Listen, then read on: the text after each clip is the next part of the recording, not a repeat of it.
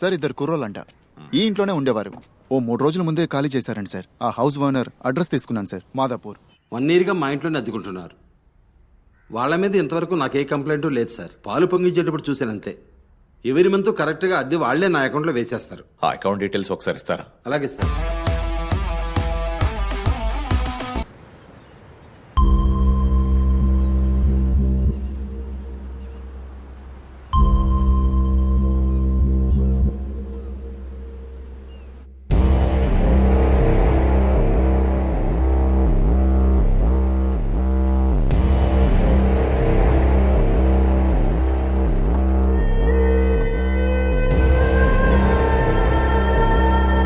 Set?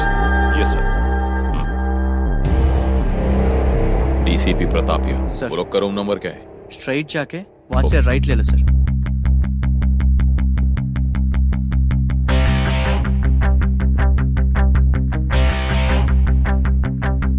Barge in from that side. Yes, sir.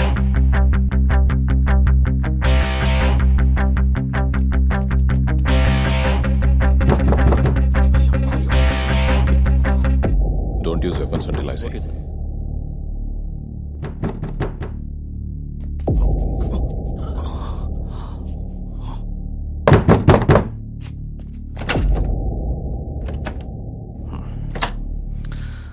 Break the door.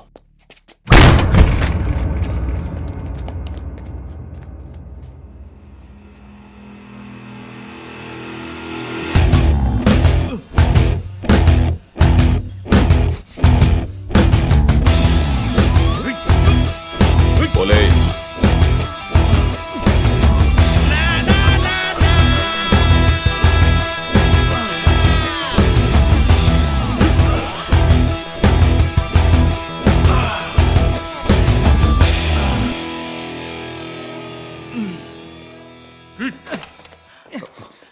Sir అన్ని రూమ్లు వెతికి చూసాం. ఆ అమ్మాయిలు ఇద్దరు తప్పించుకున్నారు sir.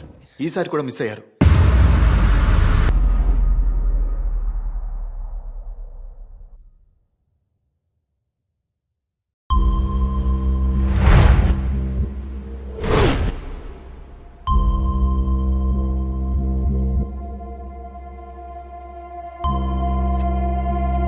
Sir airport, railway station, bus stand అన్ని ఇంపార్టెంట్ ప్లేసెస్ ని అలర్ట్ చేశాం sir. Siddharth right? Yes sir. ఏ ఊరు? హైదరాబాద్. నీ పేరేమన్నావు? క్యాలిస్. నీదే ఊరు? చిత్తూరు. చిత్తూరా? అంటే చిత్తూరు దగ్గర మదనపల్లి సార్. నిజంగా నీ పేరు క్యాలిసా? కాళహస్తి కుమారస్వామి సార్ స్టైల్ గా క్యాలిస్ అని. ఆ అమ్మాయిల ఫొటోస్, వాళ్ళ ట్విట్టర్, ఫేస్బుక్, ఇన్స్టా ఐడీస్ కానీ ఏమైనా ఉన్నాయా? ఎన్ని రోజులుగా ఉంటున్నారు ఇక్కడ? 1 వారంగా. డబ్బులు ఎంత తీసుకొచ్చారు? అంటే ఒక సంచి నిండానే 6 లక్షలు. 6 lakhs. ఐటీ ప్రొఫెషనల్స్ ఇద్దరు. నేను యాప్ డెవలపర్, వీడు యానిమేటర్. ఫ్రీలాన్సర్స్గా చేస్తుంటా. సంపాదించిందంతా తీసుకొచ్చి ఎవరో ఇద్దరు అమ్మాయిలు పిలిచారని గోవాకి వచ్చేశారు. ఏం చేద్దామని? లవ్ చేశాం, పెళ్లి చేసుకుని సెటిల్ అవుదామని వచ్చాం. సెటిల్ అవుదామని వచ్చారా? అసలు వాళ్ళు ఎంతమందిని లవ్ చేశారో తెలుసా మీకు? 2 years బ్యాక్ నేను కోచిలో పోస్ట్ అయినప్పుడు నా ఫ్రెండ్ నన్ను కలిసి ఒక అమ్మాయి తనతో పరిచయం పెంచుకుని 25 లక్షలు దోచుకుని పారిపోయిందని చెప్పాడు. కానీ వాడి దగ్గర తనకి సంబంధించిన ఏ ప్రూఫ్ లేదు, నాట్ ఈవెన్ ఏ ఫోటో. ప్రేమ పేరుతో నమ్మించి మోసం చేసింది. తను అఫీషియల్ గా ఏ కంప్లైంట్ ఇవ్వలేదు, పరువు పోతుందని భయపడ్డాడు. ఇది నా ఫ్రెండ్ ఒక్కడికే జరిగిందా లేదా చైన్ ఆఫ్ క్రైమ్స్ అని డిపార్ట్మెంట్ లో ఎంక్వైరీ చేశాను. కేవలం 2 years లో సిమిలర్ క్రైమ్స్ చాలా జరిగాయని తెలుసుకున్నాను. But all these are unofficial reportings. Not a single complaint was lodged. కారణం విక్టిమ్ వయసు, తన పరువు పోతుందన్న భయం. ఒక్కొక్కడి దగ్గర లక్షలు కొల్లగొట్టారు. ఇది చాలా సీరియస్ కేసు అని నాకు అర్థమైంది. And I started my investigation. నా విచారణలో ఇదంతా కేవలం 2 అమ్మాయిల పని అని తేలింది. లక్కీలీ కొంతమంది దగ్గర వాళ్ళకిచ్చిన గిఫ్ట్స్ తాలూకు ఫొటోస్ ఉన్నాయి. ప్రతి చిన్న ఎవిడెన్స్ ని గ్యాదర్ చేశాను. ఆఫీషియల్ కంప్లైంట్ ఏది లేకపోవడం వల్ల I had my limitations. Hyderabad కి ట్రాన్స్ఫర్ అయ్యాక కూడా ఐ కంటిన్యూడ్ మై ఇన్వెస్టిగేషన్. కానీ వాళ్ళకి సంబంధించిన ఏ ఒక్క క్లూ కూడా నాకు దొరకకుండా జాగ్రత్త పడ్డా. The most talented criminal minds వాళ్ళిద్దరు. సో నా రికార్డ్స్ ప్రకారం లిస్ట్ లో మీ టోకన్ నంబర్ 9. కానీ ఆఫ్ ద రికార్డ్స్ చాలా మంది మోసపోయారు. వాళ్ళని గుడ్డిగా నమ్మి విధవలయ్యారు. కానీ ఎంత పెద్ద కేడీలైనా సరే ఏదో ఒక రోజు దొరుకుతారు. ఓసారి వాళ్ళిద్దరు కూడా అలాగే దొరికారు. ఎక్కడ దాచావరా? ఎంత కష్టపడి కొట్టేశాను, వీళ్ళకే తెలుసు బాధ. ఓ చైన్ స్నాచింగ్ కేసులో అక్యూజ్ ని అరెస్ట్ చేసేటప్పుడు వాడు కొట్టేసిన చైన్స్ లో నేను కొన్న చైన్ ఒకటి మ్యాచ్ అయింది.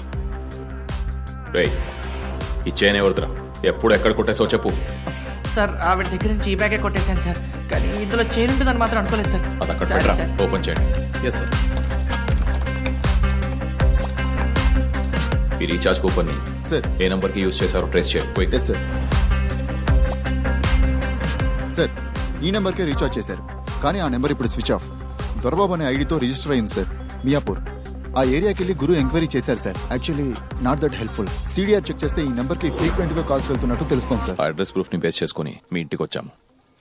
మీ హౌస్ ఓనర్తో మాట్లాడ చూశాను. Nothing helped. కానీ నువ్వు అప్పుడు కొనుక్కున్న కొత్త సిమ్ నీ లొకేషన్ ఎక్కడో చూపించింది. నువ్వు మొబైల్ కూడా మార్చలేదు కదా, ఇంకా ఈజీ అయింది. వాళ్ళని పట్టుకుందామని ఇక్కడికి వచ్చాం, కానీ ఎస్కేప్ అయ్యారు.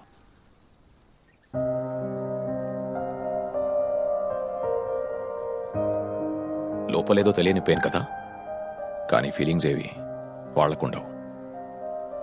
ఇప్పుడు వాళ్ళిద్దరూ వేరే ఊర్లో ఎవరిని ట్రాప్ చేద్దాం, ఎలా మోసం చేద్దాం, ఎంత దోచుకుందామని ప్లాన్ చేస్తుంటారు. సెంటిమెంటే లేని ఇద్దరు చీటర్స్ వాళ్ళిద్దరు.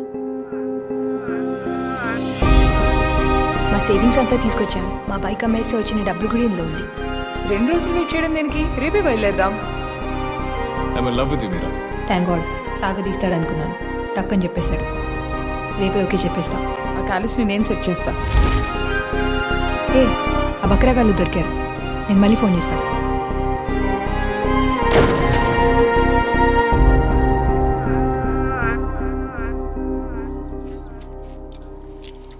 అమ్జద్, సార్. వీళ్ళే మనకు Trump card. Make sure they lodge complaint. Sure sir. Right.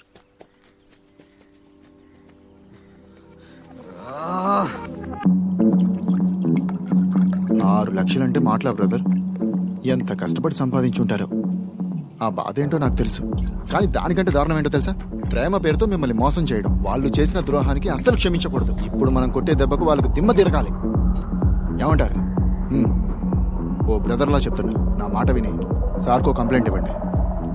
1 వీక్లో పోయిన మీ డబ్బు మొత్తం తిరిగి వచ్చేలా చేస్తారు. మీ పవర్ ఏంటో అప్పుడు తెలిసొస్తుంది వాళ్ళకి. ఇప్పటిదాకా మోసపోయిన వాళ్ళు ఎవరు కంప్లైంట్ ఇవ్వలేదనేగా వాళ్ళ ధైర్యం. అసలు వాళ్ళు ఆడపిల్లలే కాదు. కానీ మగాడి పవర్ ఏంటో కంప్లైంట్ ఇచ్చి మీరు చూపించండి. మీరిచ్చే ఆ కంప్లైంట్ చాలా మంది మగాళ్ళ జీవితాన్ని కాపాడుతుంది. ఇస్తున్నా, వాళ్ళ మీద కంప్లైంట్ ఇస్తున్నా. ఇవ్వాలరా, వాళ్ళకి మనం అంటే ఏంటో తెలియాలి. ఎక్కడున్నా పట్టుకుని మన దగ్గర దొబ్బేసిన డబ్బులు మొత్తం తీసుకోవాలి. డబ్బు సంగతి వదిలేరా, దాన్ని ఎలాగైనా సంపాదించవచ్చు. దొంగతనం చేసేలా పర్లేదు, మోసం చేశారు, తట్టుకోలేకపోతున్నారా? వాళ్ళకు కూడా మన బాధ ఏంటో తెలిసేలా చేయాలి బావా. చేద్దాంరా. వాళ్ళకి సంబంధించిన ఎవిడెన్స్ ఏమైనా ఉందా? ఖచ్చితంగా ఏదో ఒకటి దొరుకుతుంది. అవును బావా. అది పోలీసులకు ఇస్తే వాళ్ళే పట్టుకొస్తారు.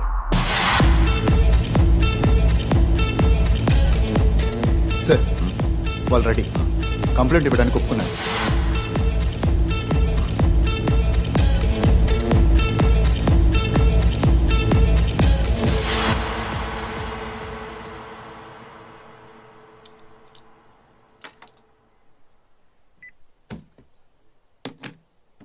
Go ahead.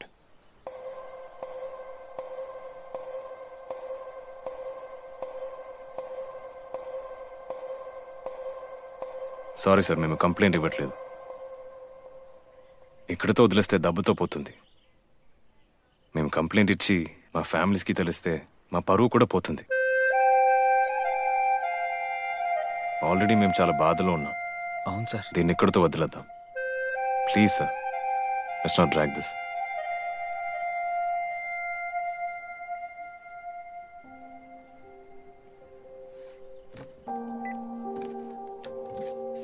It's okay. మీరు కంప్లైంట్ ఇస్తేనే నేను వాళ్ళని పట్టుకుంటానని ఏం లేదు. మీరు కోఆపరేట్ చేస్తే వాళ్ళని కొంచెం త్వరగా పట్టుకోవచ్చు. ఆఫ్కోర్స్ టైం పడుతుంది, కానీ లోపు మీ డబ్బు ఖర్చు పెట్టేసి ఉంటారు. ఏ సోర్స్ లేకుండానే వాళ్ళ కోసం గోవా వరకు వచ్చాను. ఫర్దర్గా ట్రేస్ చేయడం నాకేం పెద్ద పని కాదు. I will be arresting them. త్వరలో మీరు ఆ న్యూస్ వింటారు. In case if you change your mind about the complaint, feel free to call. Thank you sir. Free అని అలాగే నీ లవ్లో దొరికిందా నాకు శ్రేయ. ఏదో ఫ్లోలో టైంపాస్గా ఉంటుంది కదా అని వెళ్ళిపోయా.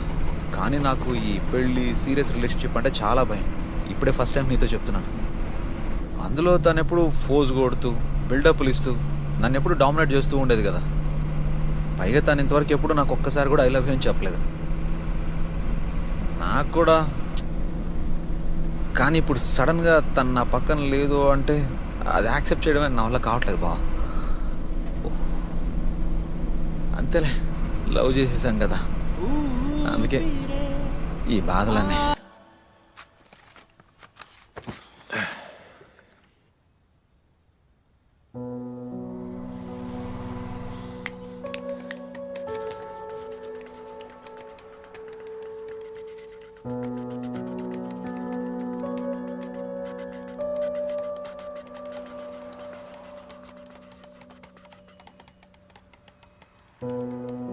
సారీ బావా, ఇదంతా నా వల్లే కదా. లవ్లో పడి బ్రెయిన్ అస్సలు పనిచేయలేదు. పెళ్లి చేసుకోవాలి, సెటిల్ అవ్వాలి అని ఏదో తొక్కులో ప్లాన్ వేసి అది ఫెయిల్ అయ్యి ఇలా రోడ్ మీద పడ్డా. ఐఎమ్ రియలీ సారీ బావా. స్మెల్ రావట్లేదు. ఏం బ్రాండ్ బావా అది? లేకపోతే ఏంట్రా, నెయ్యిలో వదిలేసి వచ్చి ఒక 6 ఏళ్ళు అయి ఉంటుందా? ఇప్పటి వరకు నేను ఏం చేస్తున్నాను, ఎక్కడున్నాను మా నాన్నకి అసలు తెలియనే తెలియదు. ఆయన అసలు పట్టించుకొని కూడా పట్టించుకోడు. ఇన్ని రోజులు నన్ను ఎవర్రా చూసుకుంది? నువ్వే కదా. ఈ యానిమేషన్, గేమింగ్ ఇది కాకుండా నాకు ఇంకేం తెలుసురా? నేను ఈ రోజు ఇలా ఉన్నానంటే దానికి కారణం నువ్వేరా. నువ్వే గనక నా లైఫ్లో లేకపోతే ఎప్పుడో నేను రోడ్డును పడి ఉండేవాడిని. అదిగో ఆ అన్నలాగా. నేను ఎప్పుడైనా ఓపెన్గా ఒక్కటే చెప్తాను బావా, నీ మీదే డిపెండ్ అయి ఉన్నాను. అది చెప్పడానికి నాకు ఎలాంటి సిగ్గు లేదు. నా లైఫ్లో నువ్వు చాలా ఇంపార్టెంట్ బావా. నువ్వు లెఫ్ట్ అంటే లెఫ్ట్, రైట్ అంటే రైట్. నువ్వు ఏది చెప్తే అది చేస్తాను. సరే, ఇప్పుడు నువ్వు అన్నట్టే రోడ్డు మీద పడ్డాను. పడితే ఏమైంది? నువ్వు నాతోనే ఉన్నావుగా. ఇప్పుడు కనుక ఫోన్లు ఉండుంటే నాకు ఫోన్ చేయమని ఈ సిచ్యువేషన్కి తగ్గట్టు ఒక సీన్ చేసి ఉండేవాడిని బావా. కానీ ఏం చేస్తాం, వాళ్ళు ఫోన్లు, పర్సులు అన్నీ తీసుకెళ్ళిపోయారు కదా. సినిమాలో చూపించేది నిజమే బావా, ప్రేమ చాలా డేంజర్. రేయ్ రేయ్ బావా, ఎక్కడికి రా బావా, నువ్వు కూడా వదిలేసిపోకు బావా. బావా రేయ్.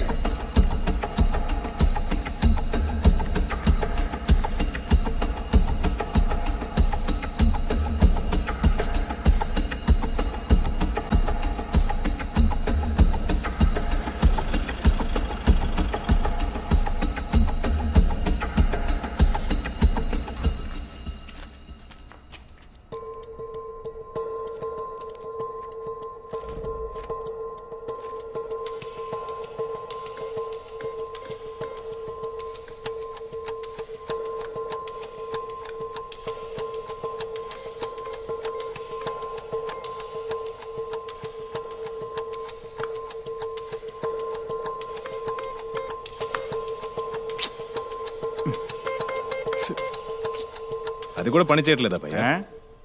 ఈ ఏటీఎం కూడా పనిచేయట్లేదు. ఇంత రాత్రి వేళ ఇంకో ఏటీఎం ఎక్కడ దొరుకుతుందో ఏంటో.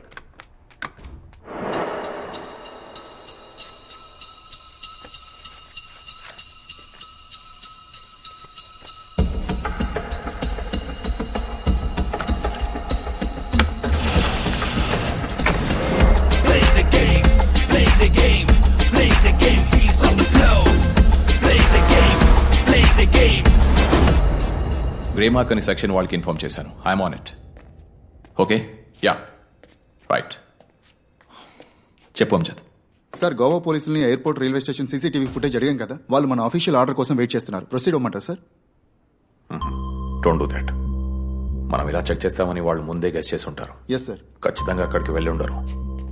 అంజద్, 5:45కి మనం రిసార్ట్కి వెళ్ళాం. Correct sir. 3:30 వరకు వాళ్ళు మేల్కొనే ఉన్నారు. Yes sir. అంటే ఆ 3 అవర్స్ గ్యాప్లోనే ఆ అమ్మాయిలు ఎక్కడి నుంచి వెళ్ళిపోయారు.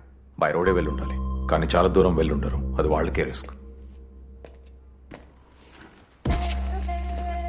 అంజద్, చెప్పండి సార్. రోడ్వేస్లో గోవా దాటగానే వచ్చే నియరెస్ట్ ఎయిర్పోర్ట్ రైల్వే స్టేషన్ ఏదని చెక్ చేయండి. Okay sir. అక్కడ నుంచి బయలుదేరిన ఫస్ట్ వెహికల్ అంటే first aircraft of first train ఏ డెస్టినేషన్ కో కనుకోండి. Sure sir. అది కనిపెడితే చాలు, will be on the trail. Let's catch them. Yes sir. కాలాన్నే మనం తిరిగి వెనకకే తొద్దామా, మళ్ళీ మన కథనే రాద్దామా. ఛా, వాళ్ళని ఏదో ఒకటి చెయ్యాలి బావా. ఎక్కడున్నారో వెతికి కనుక్కుని వాళ్ళకి పనిష్మెంట్ ఇవ్వాలి. చేద్దాం.